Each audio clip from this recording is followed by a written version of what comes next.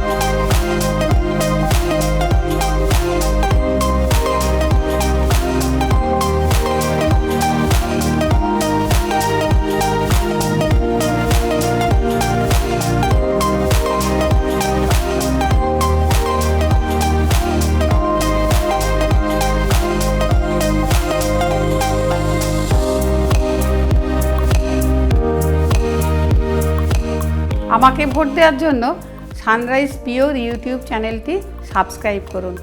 আজকের অন্নপূর্ণায় প্লেলিস্টে যান, গিয়ে প্লেলিস্টটি ওপেন করুন। সেখানে শিপ্রা ব্যানার্জির ভিডিওটি ওপেন হবে। তারপরে আমার রেসিপিটিকে লাইক দিন। ধন্যবাদ।